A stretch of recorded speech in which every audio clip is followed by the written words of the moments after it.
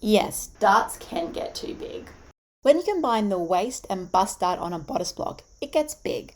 And say you add a neckline, which you'll need to contour.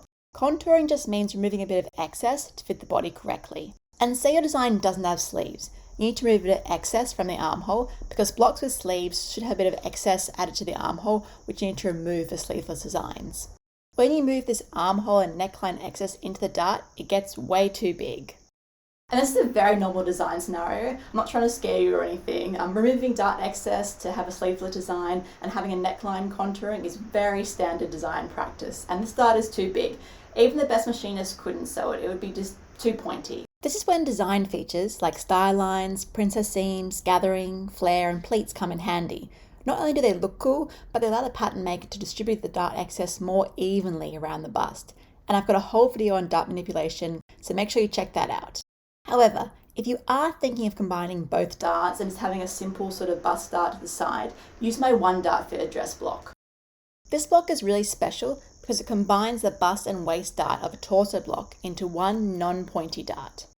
And this block is only something you know about if you've worked with high-end designers in the industry. They don't really talk about it or teach at universities. I'm not really sure why. Maybe because it's a bit more of a more modern, recent block and they're not kind of fully aware of it, or because it's one you're going to create by draping. You can't really flat pattern making it. It's very sculpted to the body.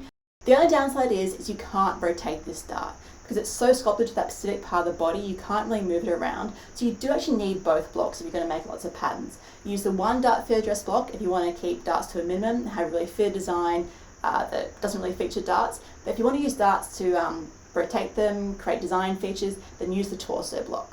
If you want to practice dart rotation and creating these design features, you can get a quarter scale PDF of the torso block I'm using on my website. It's completely free. Just add it to your cart, check out, and print the A4 PDF. And speaking of design features, let's see how to make some.